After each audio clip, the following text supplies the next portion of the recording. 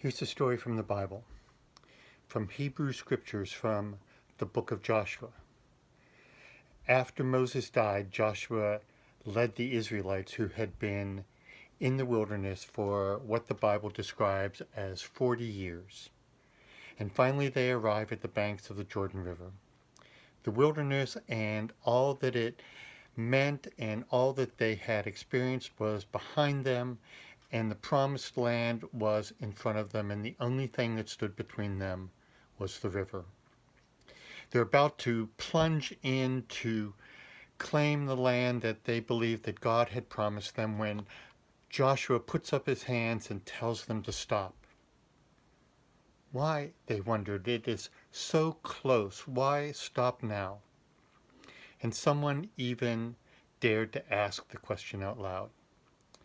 And in response, Joshua said, before you step into the river, or as you step into the river, I want you to pick up a stone and carry it to the other side. And on the other side, to pile all of the stones we carry across in a pile. Again, they ask, why?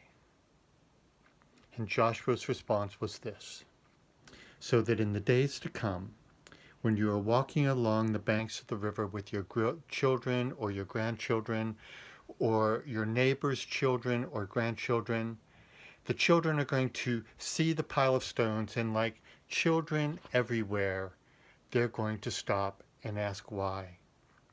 Why is that pile of stones there? How did it get there?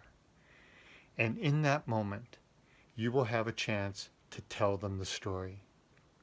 To tell them the story of slavery in Egypt, of escape through the Red Sea, of the trials and tribulations and promises of wandering in the wilderness, of finally arriving at the banks of the river.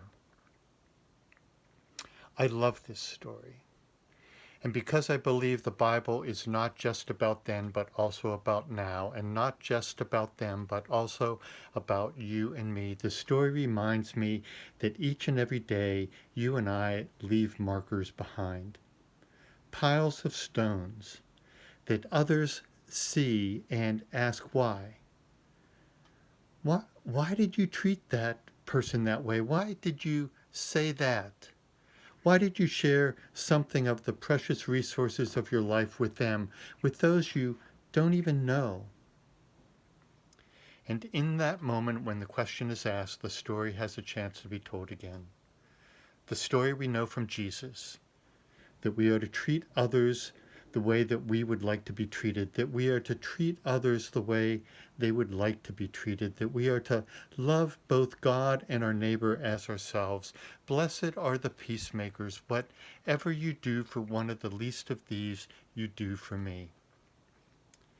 Even in these uncertain days, maybe even especially in these uncertain days, may the stones that we leave behind for others to see be signs of hope and compassion and kindness and grace. As we wrap up this meditation, this prayer poem that was sent to me by my wife's uncle, a retired Presbyterian minister, he sent it to me because he knew I would like it. I share it with you this morning. It's called Pandemic, and the author is Lynn Ungar. What if you thought of it as the Jews consider the Sabbath, the most sacred of times? Cease from travel, cease from buying and selling. Give up, just for now, on trying to make the world different than it is. Sing, pray, touch only those to whom you commit your life, centered down. And when your body has become still, reach out with your heart. Know that we are connected in ways that are terrifying and beautiful. You could hardly deny it now.